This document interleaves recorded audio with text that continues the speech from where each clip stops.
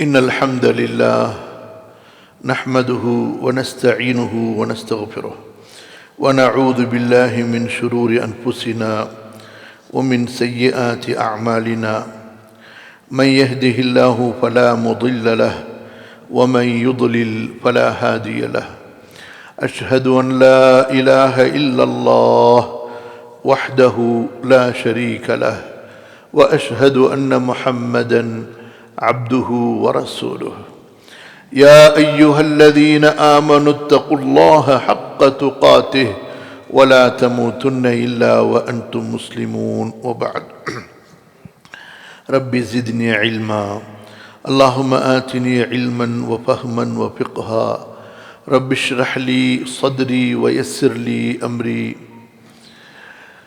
கண்ணியத்திற்கும் மதிப்பிற்கும் உரிய அல்லாஹ்வின் அடியார்களே, உங்கள் முன்னால் அகிலங்களின் இறைவனாகிய நம்முடைய ரப் அல்லாஹு தஆலாவை போற்றி புகழ்ந்து, அல்லாஹுடைய தூதர் மீதும் அந்த தூதரின் குடும்பத்தார், தோழர்கள், சந்ததிகள் மீதும் அல்லாஹுடைய ஸலவாத்தும் சலாமும் நிலவட்டும் என்று வேண்டியவனாக, உங்களுக்கும் எனக்கும் அல்லாஹுவின் பயத்தை, தக்வாவை உபதேசம் செய்தவனாக, உங்களுக்கும் எனக்கும் நம்முடைய பெற்றோருக்கும் நமது சந்ததிகளுக்கும் அல்லாஹு தஆலாவிடத்தில் மன்னிப்பையும் மறுமையின் மகத்தான சொர்க்கத்தையும் வேண்டியவனாக இந்த குத்துபாவை ஆரம்பம் செய்கிறேன்.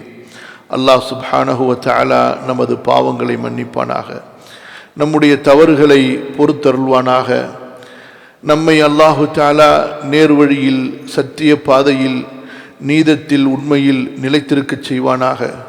சிறிய பெரிய ஒவ்வொரு வழிகேட்டிலிருந்தும் குழப்பங்களிலிருந்தும் அல்லாஹு தஆலா நம்மை இறுதி மூச்சு வரை பாதுகாப்பானாக. ஆமீன். அன்பிற்குரிய அல்லாஹ்வின் அடியார்களே, தொடர்ந்து பல ஜும்ஆக்களிலே நாம் பார்த்து வந்தோம். இந்த வெள்ளிக்கிழமைக்கு ரசூலுல்லாஹி ஸல்லல்லாஹு அலைஹி வஸல்லம் வணக்க வழிபாடுகள் மூலமாக கொடுத்த முக்கியத்துவத்தை, நாம் இந்த வெள்ளிக்கிழமைக்கு கொடுக்கக்கூடிய முக்கியத்துவம் வேறு, ரசூல் ஸல்லல்லாஹு அலைஹி வஸல்லம் இந்த வெள்ளிக்கிழமைக்கு கொடுத்த முக்கியத்துவம் வேறு. ரசூல் ஸல்லல்லாஹு அலைஹி வஸல்லம் இபாதத்தை கொண்டு இதை சிறப்பித்தார்கள். அப்படி அவர்கள் சிறப்பித்த இபாதத்துகளில் ஒன்றுதான் சென்ற குத்துபாவிலே பார்த்தோம். வெள்ளிக்கிழமையில் அல்லாஹ்வுடைய தூதர் ஸல்லல்லாஹு அலைஹி வஸல்லம் சூரத்துல் கஹ்ஃபை ஓதுவார்கள். தொடர்ந்து அதை அவர்கள் வழக்கமாக வைத்திருந்தார்கள். நமக்கு ஆர்வமும் ஊட்டினார்கள், அதனுடைய சிறப்பையும் சொன்னார்கள். நாம் இதை சிந்திக்க வேண்டும்.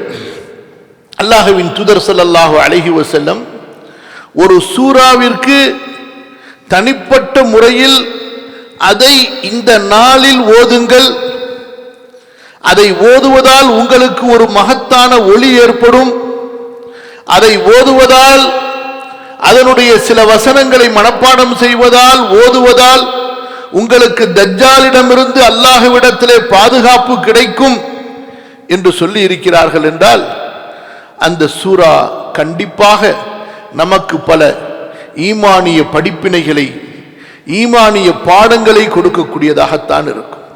குர்ஆனுடைய ஒவ்வொரு வசனமும் அப்படித்தான். அல்லாஹ்வுடைய ஒவ்வொரு வசனமும் நமக்கு அறிவு, நமக்கு நினைவூட்டல், நமக்கு நல்லுபதேசம், மறந்திருக்கக்கூடிய உள்ளங்களுக்கு விழிப்பை தரக்கூடியது, அலட்சியத்தில் மூழ்கி இருக்கக்கூடிய உள்ளங்களை தட்டி எழுப்பக்கூடியது. குர்ஆனை அப்படித்தான் ஒரு முஃமின் அணுக வேண்டும். தன்னை திருத்திக் கொள்வதற்காக, தன்னை நேரான வழியின் பக்கம் இழுத்து வருவதற்காக, அல்லாஹ்வை அறிவதற்காக, மறுமையை அறிவதற்காக, சொர்க்கத்தின் பக்கம் ஆர்வத்தை தனக்குள் கொண்டு வருவதற்காக, நரகத்தின் மீது உண்டான பயத்தை அதிகப்படுத்துவதற்காக, அந்த எண்ணத்தில் தான் குர்ஆனை ஓத வேண்டும். குர்ஆனை நாம் தொடர்ந்து வாசித்துக் கொண்டே இருக்க வேண்டும். இந்த சூரத்துல் கஹ்ஃப் ஏன் ரசூலுல்லாஹி ஸல்லல்லாஹு அலைஹி வஸல்லம் உடைய வாழ்க்கையிலே இவ்வளவு முக்கியத்துவம் பெற்றது? அல்லாஹு தஆலா இந்த சூராவிலே பல சிறப்பம்சங்களை வைத்திருக்கின்றார். முதலாவதாக அல்லாஹு தஆலா இந்த சூரா கஹ்ஃபில் குர்ஆனை பற்றி பேசுகின்றார். அல்லாஹு தஆலா இந்த சூரா கஹ்ஃபுடைய ஆரம்பத்திலே மகத்தான சொர்க்கத்தை குறித்து நற்செய்தி சொல்கிறார், நரகத்தை குறித்து அச்சுறுத்தல் கொடுக்கின்றார். பிறகு அல்லாஹு தஆலா 3 மகத்தான சம்பவங்களை அல்லாஹு தஆலா இங்கே சொல்கிறார். அஸ்ஹாபுல் கஹ்ஃப் யாருடைய சம்பவம் இந்த சூராவில் நினைவு கூறப்படுவதால் இந்த சூராவிற்கு அல் கஹ்ஃப் என்று பெயர் வந்ததோ அந்த குகைவாசிகளை பற்றி அல்லாஹு தஆலா பேசுகிறார். பிறகு அல்லாஹு தஆலா மூசா அலைஹிஸ்ஸலாத்து வஸ்ஸலாம் அவர்களுடைய வரலாறில் ஒரு பகுதியை பேசுகின்றார். பிறகு அல்லாஹு தஆலா துல்கர்னைனுடைய வரலாறை பேசுகின்றார். இதற்கிடையில் இன்னும் ஒரு முக்கியமான வரலாற்றையும் அல்லாஹு தஆலா நினைவு கூறுகிறான். அதுதான் நம்முடைய தந்தை ஆதம் அலைஹிஸ்ஸலாத்து வஸ்ஸலாம் அவர்களுக்கும் இப்லீஸுக்கும் இடையில் நடந்த அந்த ஒரு மகத்தான மிக ஒரு திருப்பு முனையான ஒரு நிகழ்வு, அதையும் அல்லாஹு தஆலா சொல்லி காட்டுகின்றான். அல்லாஹ்வின் அடியார்களே, இப்படி பல சம்பவங்களை நமக்கு எடுத்து கூறி மிகப்பெரிய உபதேசங்களை இந்த சூரா உள்ளடக்கி இருக்கின்றது. அதிலே குறிப்பாக இந்த முதல் பகுதியை நாம் பார்ப்போமேயானால் அல்லாஹு தஆலா அல் குர்ஆனை அறியாத, அல் குர்ஆனை உணராத, அல் குர்ஆனின் மகத்துவத்தின் பக்கம் கவனம் செலுத்தாத அந்த குறை அறிவுள்ளவர்களுக்கு சொல்லுகின்றான், அல்ஹம்துலில்லாஹில்லதி அன்ஸல அலா அப்திஹில் கிதாப் வலம் யஜஅல் லஹு இவஜா. அல்லாஹு தஆலா தன்னை புகழ்ந்து கொள்கிறான். எப்படி சொல்கிறான்? எல்லா புகழும் அந்த அல்லாஹ்விற்கு. அவன் எப்படிப்பட்டவன்? தன்னுடைய அடியார் மீது இறக்கினான் இந்த வேதத்தை. அல்லாஹு தஆலா தன்னுடைய தூதர் நபியுல்லாஹ் ரசூலுல்லாஹ் ஸல்லல்லாஹு அலைஹி வஸல்லம் அவர்களை ரொம்ப நேசித்து சொல்வதாக இருக்கும்போது, தன்னுடைய அன்பை பிரியத்தை வெளிப்படுத்தி சொல்லும் பொழுது தன்னுடைய அடிமை என்று சொல்வார். அல்லாஹ்வின் அடியார்களே, அல்லாஹு தஆலா ஒருவரை தன்னுடைய அடிமை, தன்னுடைய அடியார் என்று சொல்வது அவன் ஏற்றுக்கொண்டு அவர் மீது அவ்வளவு ஒரு பெரிய அன்பை பொழிகிறான் என்பதற்கான அடையாளம். இதற்கு முந்தைய சூராவை நீங்கள் பாருங்கள், சூரா இஸ்ரா அல்லது பனி இஸ்ராயில். சுப்ஹானல்லதி அஸ்ரா பிஅப்திஹி லைலம் மினல் மஸ்ஜிதில் ஹராம் இலல் மஸ்ஜிதில் அக்ஸா அல்லதி பாரக்னா ஹவ்லஹு லினுரியஹு மின் ஆயாத்தினா. தன்னுடைய அடியாரை இரவிலே அழைத்து சென்றானே கஅபத்துல்லாவில் இருந்து மஸ்ஜிதுல் அக்ஸாவிற்கு, அந்த அல்லாஹ் மிக பரிசுத்தமானவன். எப்படி சொல்கிறான் பாருங்கள். தன் பக்கம் அவரை அழைத்து செல்கின்றான், தன்னிடம் பேசுவதற்காக அவரை அழைத்து செல்கிறான், சொர்க்கத்தை காட்டுவதற்காக அழைத்து செல்கிறான்.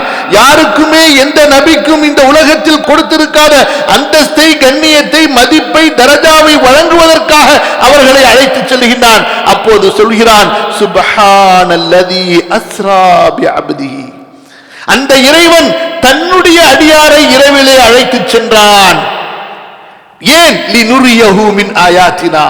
அவருக்கு நாம் காண்பிக்க விரும்புகிறோம், கண்கூடாக நமது அத்தாட்சிகளை எல்லாம். சொர்க்கத்தை அல்லாஹ் காட்டினான், 7 வானங்களின் ரகசியங்களை அல்லாஹ் காட்டினான், அர்ஷை காட்டினான், சித்ரத்துல் முன்தஹாவை காட்டினான். ஜிப்ரீலை பார்த்தார்கள், வானவர்களை பார்த்தார்கள். அல்லாஹு அக்பர்! எப்பேற்பட்ட அத்தாட்சிகளை அல்லாஹு தஆலா நம்முடைய நபிக்கு கண்கூடாக காட்டி கொடுத்தான். அந்த நேரத்தில் சொல்கிறான், என்னுடைய அடியார் என்று. அன்பு சகோதரர்களே, அல்லாஹு தஆலா தன்னை புகழ்கிறான். அல்லாஹுதான் இந்த வேதத்தை இறக்கினான்.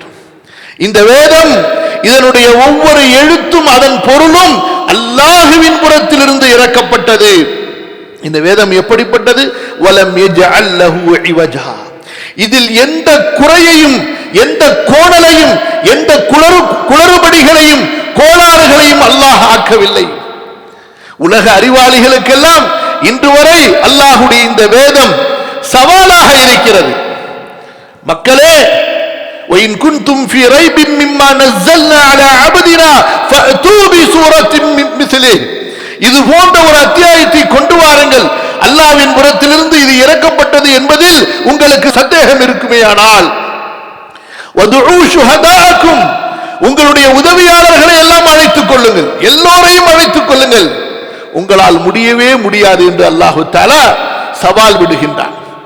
அன்பு சகோதரர்களே, குர்ஆன் வலம் யஜஅல் லஹு இவஜா, அல்லாஹு தஆலா இந்த சூராவின் ஆரம்பத்தில் மொத்த குர்ஆனின் மீது நமக்கு மகத்துவத்தை சொல்கின்றான்.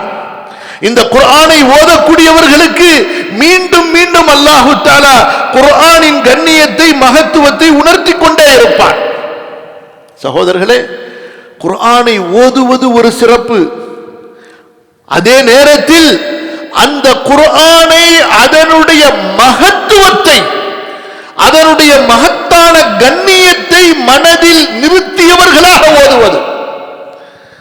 அப்படி ஓதும் போதுதான் அந்த பயம் வரும், உள்ளத்திலே அச்சம் வரும், கண்களில் இருந்து நீர் வடியும். لو أنزلنا هذا القرآن على جبل لرأيته خاشعا متصدعا من خشية الله. நபியே, இந்த குர்ஆனை ஒரு மலையின் மீது இறக்கி இருந்தால் அந்த மலை அச்சமுற்று பயந்து நடுங்கி வெடித்து சிதறுவதை நீங்கள் பார்ப்பீர்கள் என்று அல்லாஹ் சொல்கிறார். யோசித்து பாருங்கள், நாம் எல்லாம் நம்மை பரம்பரை முஸ்லிம்களாக, காலம் காலங்களாக முஸ்லிம்களாக, பெரிய தொழுகையாளிகளாக, நோன்பாளிகளாக, ஹஜ் உம்ரா செய்த ஹாஜிகளாக நமக்கு நாமே ஒரு மார்க் போட்டுக் கொண்டிருக்கிறோம். குர்ஆனை ஓதி அழுபவர்கள் நம்மில் எத்தனை பேர்? குர்ஆனுடைய வசனங்களை ஓதும் போது உள்ளத்திலே பயம் வந்து நடுங்கக்கூடியவர்கள் எத்தனை பேர்? நம்மிடத்தில் ஒரு நேரம் இருக்கிறதா குர்ஆனோடு நாம் தனிமையில் அமர்வதற்கு, குர்ஆனை சிந்திப்பதற்கு? குர்ஆனிலே அல்லாஹ்வுடைய வல்லமை சொல்லப்பட்டிருக்கிறது, சொர்க்கம் சொல்லப்பட்டிருக்கிறது, நரகம் சொல்லப்பட்டிருக்கிறது. இதை படித்து நடுங்குவதற்கு நம்மிடத்தில் நேரம் இருக்கிறதா? சகோதரர்களே, இன்று இந்த குர்ஆன் பரக்கத்துக்குத்தான் நம்மிடத்தில் இருக்கிறதே தவிர அல்லாஹ்விடத்தில் நெருங்குவதற்காக இல்லை. எப்படி செய்கிறோம்? நமக்கும் சஹாபாக்களுக்கும் என்ன வித்தியாசம்? அவர்கள் மார்க்கத்தை கொண்டு மறுமையை தேடினார்கள். அவர்கள் மார்க்கத்தை கொண்டு மறுமையை தேடினார்கள், சொர்க்கத்தை தேடினார்கள். நாமோ மார்க்கத்தை பின்பற்றினாலும் உலகத்துக்காகத்தான் பின்பற்றுகின்றோம். தொழுதால் சொர்க்கம், அல்லாஹ்வுடைய மன்னிப்பு என்று தொழுபவர்களை விட தொழுதால் பிசினஸ் நல்லா நடக்கும், பரக்கத்து கிடைக்கும், தொழுதால் என்னுடைய காரியங்கள் சௌகரியமாகும் என்று அந்த தொழுகையின் இரண்டு நன்மைகளில் மகத்தான மறுமை நன்மையை மறந்துவிட்டு தற்காலிகமான உலகத்தின் நன்மையை மட்டுமே குறிக்கோளாக வைத்து செய்பவர்கள் தான் அதிகம்.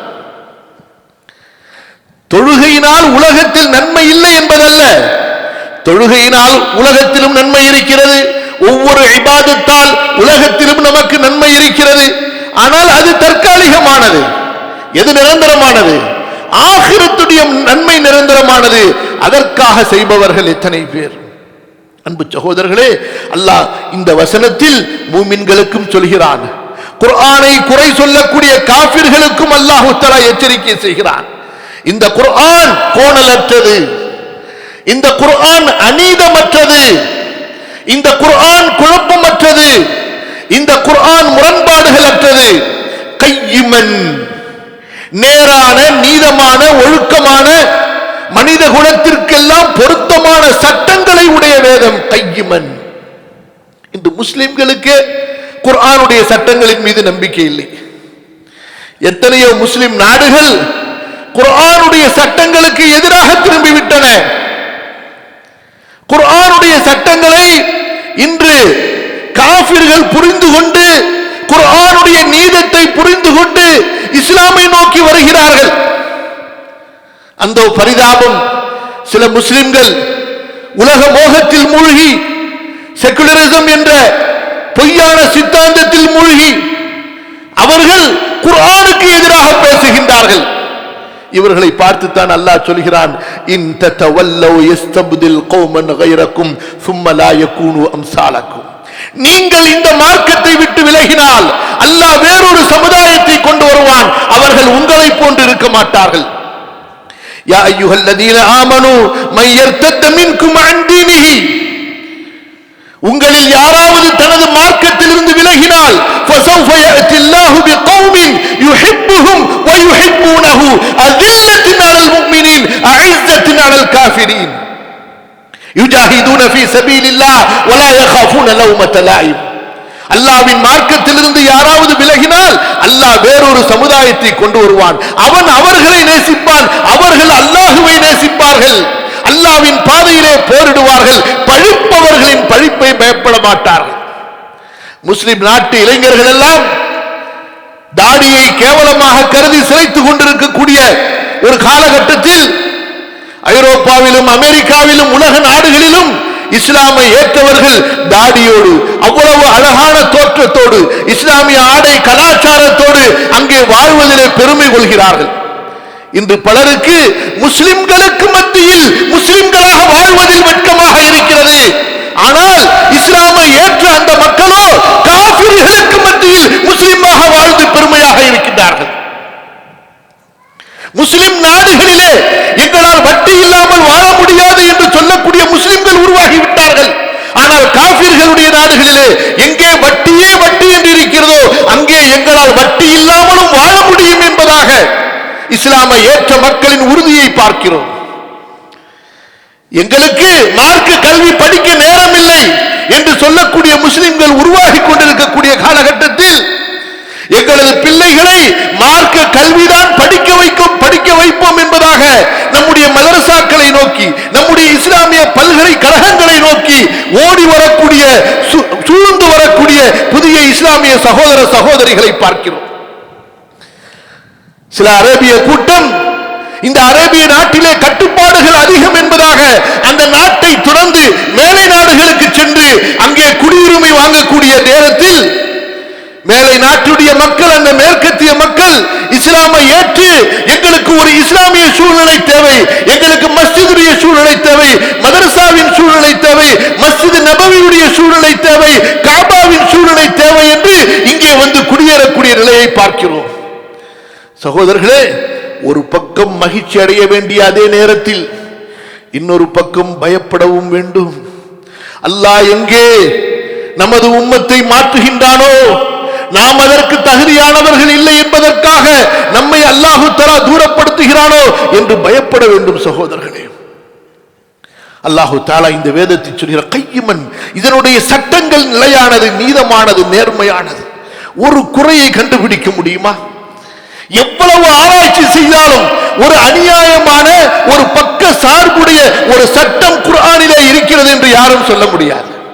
அல்லாஹு தஆலா இந்த குர்ஆன் ஏன் இறக்கப்பட்டது என்று நமக்கு விளக்கம் தருகிறான். தாயத்துகளாக தகடுகளாக மாற்றுவதற்கு அல்ல, வீடுகள் குடிபோரும் போது ஓதப்படுவதற்காக அல்ல, விசேஷங்களின் பரக்கத்துகளுக்காக அல்ல, கடைகளின் பரக்கத்துகளுக்காக அல்ல. ஏன் இந்த குர்ஆன் இறக்கப்பட்டது? லியுன்திர பஸன் ஷதீதன் மின் லதுன்ஹு, அல்லாஹ்வின் புறத்திலிருந்து கடுமையான தண்டனையை குறித்து எச்சரிப்பதற்காக. யார் இந்த குர்ஆனை நம்பவில்லையோ, யார் இந்த குர்ஆனை செயல்படுத்தவில்லையோ, இதன் பக்கம் மக்களை அழைக்கவில்லையோ அவர்களை எச்சரிப்பதற்காக. வயுபஷ்ஷிருல் முஃமினீன், மூமின்களுக்கு நற்செய்தி சொல்வதற்காக. நம்பிக்கை கொண்டார்களே, யார் இந்த குர்ஆனை எடுத்து நடந்தார்களே, அல்லதீன யஅமலூனஸ் ஸாலிஹாத், குர்ஆனின் வாழ்க்கையை வாழ்ந்தவர்கள், அவர்களது சொல் குர்ஆன், அவர்களது செயல் குர்ஆன், அவர்களது தொழில் குர்ஆனின்படி, அவர்களுடைய கொடுக்கல் வாங்கல் குர்ஆனின்படி, அவர்களுடைய திருமண வாழ்க்கை குர்ஆனின்படி, குர்ஆன் எந்த சட்டத்தை சொன்னதோ அதுதான் அவர்களுடைய வாழ்க்கை. குர்ஆன் ஹராமாக்கியதை ஹராமாக்கி கொண்டார்கள், குர்ஆன் ஹலாலாக்கியதை ஹலாலாக்கி கொண்டார்கள். அவர்களுக்கு நற்செய்தி சொல்வதற்காக. என்ன நற்செய்தி? அன்னலஹும் அஜ்ரன் ஹஸனம் மாகிஸீன ஃபீஹி அபதா, அவர்களுக்கு அல்லாஹ்விடத்திலே மகத்தான அழகிய நற்கூலி இருக்கிறது, அதிலே அவர்கள் நிரந்தரமாக தங்கப் போகிறார்கள். அடுத்து சொல்கிறான், இன்னும் ஒரு மகத்தான எச்சரிக்கை, இன்னும் ஒரு மகத்தான கடுமையான எச்சரிக்கை. யாருக்கு? வயுந்திரல்லதீன காலு தஹதல்லாஹு வலதா, யாரோடு இன்று முஸ்லிம்கள் நேசம் வைப்பதற்காக, அவர்களின் தயவுக்காக கெஞ்சுகிறார்களோ, முஸ்லிம்களின் செல்வத்தை கொட்டி சீரழிக்கின்றார்களோ, அந்த நஸ்ரானிகளை, அந்த யஹூதிகளை எச்சரிக்கை செய்வதற்காக.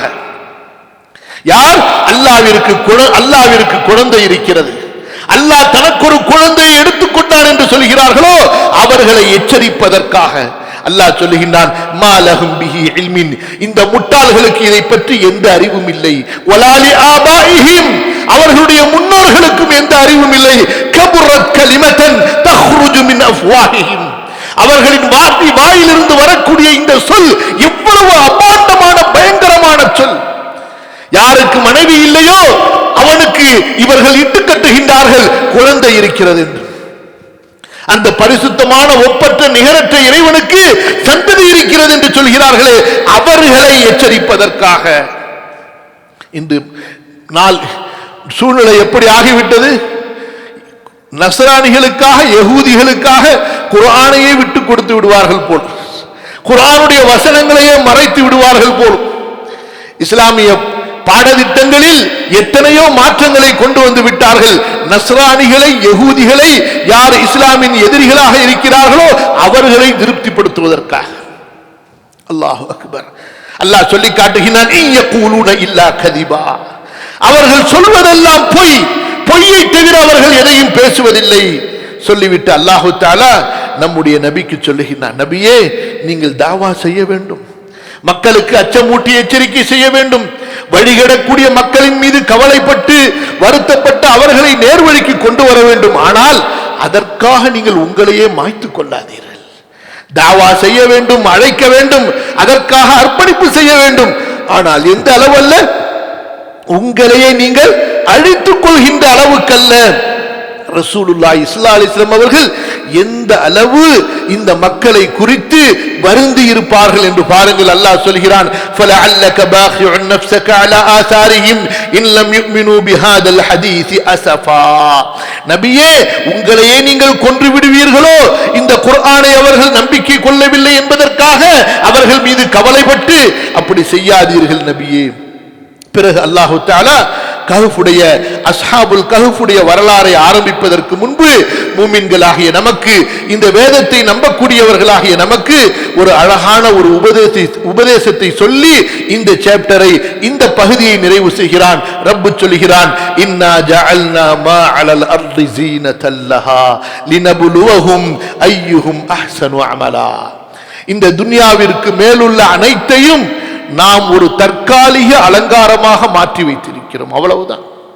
இது ஒரு தற்காலிகமான அலங்காரம், உண்மையில் அலங்காரம் அல்ல, அலங்காரமாக அல்லாஹ் ஆக்கி இருக்கிறான். ஏன்? சோதிப்பதற்காக. யார் அமல்களில் அழகானவர்கள், நல்ல அமல்களை செய்யக்கூடியவர்கள் என்பதற்காக. வ இன்னா லஜாஇலூன மா அலைஹா ஸஈதன் ஜுருஸா, வ இன்னா லஜாஇலூன மா அலைஹா ஸஈதன் ஜுருஸா, இந்த பூமிக்கு மேலுள்ள அத்தனையையும் ஒன்று விடாமல், மாட மாளிகைகள், தோட்டங்கள், இதன் மீது இருக்கக்கூடிய தங்கம் வெள்ளி மாணிக்கம் அத்தனை அழகுகளையும் காய்ந்த சருகுகளாக குப்பைகளாக கண்டிப்பாக நாம் மாற்றியே தீருவோம் என்று அல்லாஹ் சொல்கிறார். வ இன்னா லஜாஇலூன மா அலைஹா ஸஈதன் ஜுருஸா. ஆகவே அன்பிற்குரியவர்களே, இந்த சூரா நமக்கு இத்தகைய மகத்தான செய்தியை தருகிறது. மறுமையின் பக்கம் நம்முடைய கவனம் இருக்க வேண்டும். மறுமைக்கான வெற்றி குர்ஆனை பற்றி பிடிப்பதிலே இருக்கிறது. மறுமைக்கான வெற்றி குர்ஆனை கொண்டு அல்லாஹ்வின் அடியார்களை அல்லாஹ்வின் பக்கம் அழைப்பதிலே இருக்கிறது. குர்ஆனின் மீது நம்பிக்கை இருக்க வேண்டும், குர்ஆனின் மீது பற்று இருக்க வேண்டும், நேசம் இருக்க வேண்டும். அதை ஓதுவதை கொண்டும், அதை கற்பதை கொண்டும், அதனுடைய சட்டங்களை அறிவதை கொண்டும், அதை வாழ்க்கையிலே பின்பற்றுவதை கொண்டும், அதை பற்றி மக்களுக்கு பிரச்சாரம் செய்வதை கொண்டும். இன்று ரமதான் வந்தால்தான் குர்ஆன், வெறும் வசனங்களை ஓதுவதற்கு மட்டும்தான் குர்ஆன். இப்பேற்பட்ட ஒரு மோசமான, அற்பமான, பலவீனமான ஒரு சமுதாயமாக நாம் மாறிவிட்டோம். யோசித்து பாருங்கள். நம்மில் எத்தனை பேருக்கு குர்ஆனிலே எத்தனை அத்தியாயங்கள் இருக்கிறது என்று கேட்டால் தெரியுமா? ஒரு 10 அத்தியாயங்களின் பெயர்களை சொல்லுங்கள் என்று சொன்னால் சொல்ல தெரியுமா? முதல் அத்தியாயத்திலே எத்தனை வசனம் இருக்கிறது, இரண்டாவது அத்தியாயத்திலே எத்தனை வசனம் இருக்கிறது, மக்கி என்றால் என்ன, மதனி என்றால் என்ன என்று கேட்டால் சொல்ல தெரியுமா? எத்தனை சூறாக்களுக்கு குர்ஆனிலே மிகப்பெரிய சூறாக்கள் இருக்கின்றன. பெரிய சூறா இருக்கிறது, நடுத்தரமான சூறா இருக்கிறது, சிறிய சூறா இருக்கிறது. ஒரு 10 சிறிய சூறாக்களுக்கு முழுமையாக அர்த்தம் தெரிந்து வைத்திருக்கிறோமா? இப்படிப்பட்ட பலவீனத்தில் இருக்கிறோம் பாருங்கள். நமது பிள்ளைகளையோ அவர்களுடைய 4-3 வயதிலிருந்து 20 வரை இந்த உலக பொருளாதாரத்தை படிப்பதற்கே அவர்களை ஒதுக்கிவிட்டோம். நமக்கோ நம்முடைய வாழ்க்கை துன்யாவை தேடுவதற்காகவே செல்கிறது என்று சொன்னால், பிறகு இந்த குர்ஆனை கபரிலா சென்று கற்க முடியும்? கபரிலா சென்று குர்ஆனை கற்க முடியும்? சிந்தித்து பாருங்கள் சகோதரர்களே. நம்முடைய நேரங்களை, அதுவும் அல்லாஹ் பாதுகாப்பானாக மன்னிப்பானாக, வீணாக கழிக்கின்ற நேரங்களை நீங்கள் ஒதுக்கினாலே அல்ஹம்துலில்லாஹ் குர்ஆனின் அடிப்படையான கல்விகளை கற்றுக்கொள்ளலாம். பிறகு தேவையில்லாமல் கழிக்கின்ற நேரங்கள், பிறகு அவசியம் இல்லாமல் கழிக்கின்றோமே நேரம், அந்த நேரங்களை எல்லாம் இந்த குர்ஆனுக்காக ஒதுக்கினால் நம்மில் ஒவ்வொருவரும் குர்ஆனை அறிந்தவராக, குர்ஆனின் அழைப்பாளராக ஆகிவிடலாம். அல்லாஹு தஆலா அத்தகைய ஒரு சமுதாயமாக நாம் மாறுவதற்கு, நமது தலைமுறையை மாற்றுவதற்கு அருள் புரிவானாக. அஸ்தக்ஃபிருல்லாஹல் அஸீம் லீ வலக்கும் ஃபஸ்தக்ஃபிரூஹு இன்னஹு ஹுவல் கஃபூருர் ரஹீம்.